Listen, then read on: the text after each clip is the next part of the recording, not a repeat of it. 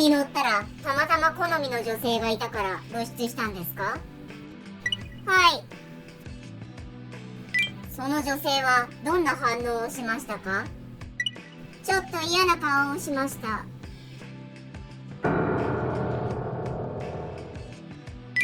相手に嫌な顔をされて、あなたは下半身をどうしたんですか？何もしてません。露出したままにしましたね。はい。嫌な顔をされたのにしまわなかった理由は？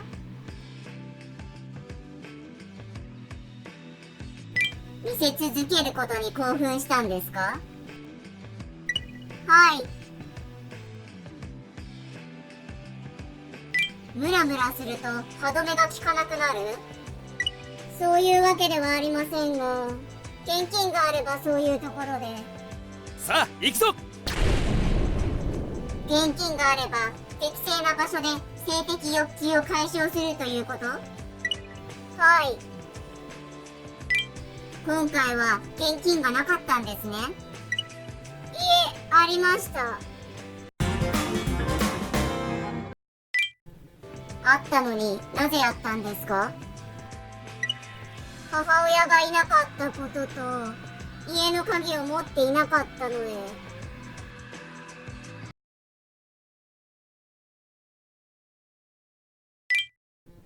公然わいせつというのは社会的法益といって被害者がいないことになっていますが、下半身を見せられた女性たちは嫌な思いをしたというのは理解できていますか？はい。社会復帰してまたムラムラしたらどうしますか？自分でします。女性の前で下半身を露出するのではなく、法で定められた方法で欲求を処理するということですか？はい。今回が最後の裁判ということで間違いない？はい。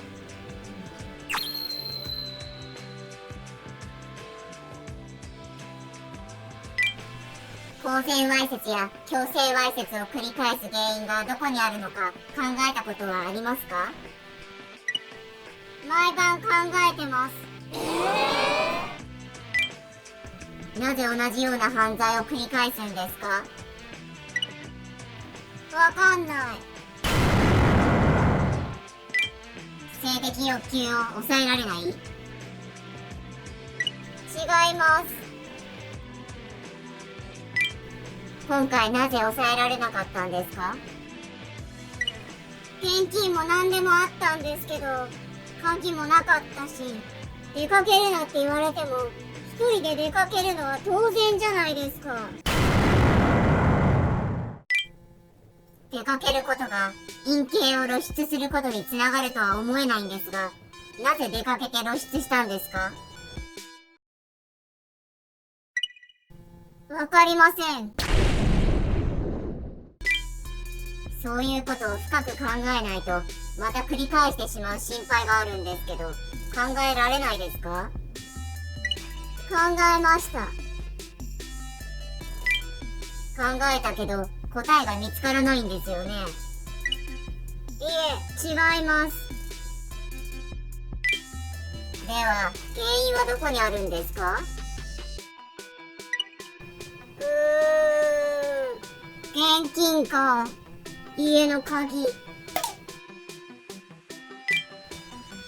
金か家の鍵がないと露出するんですか？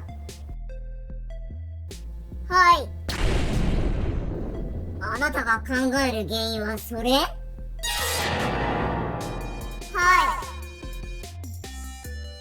い。以上です。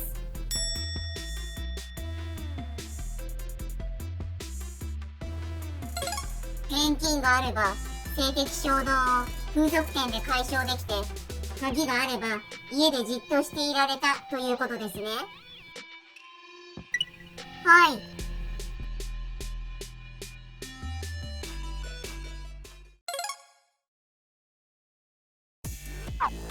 被告人は好みの女性の反応を見たいという理由で電車内で11分間にわたり自己の陰茎を露出させた。被告人は強制わいせつ等で4回処罰され、うち1回は服役している。本件は仮釈放の3日後に行われたもの。被告人には徹底した矯正教育が施されるべきと考えます。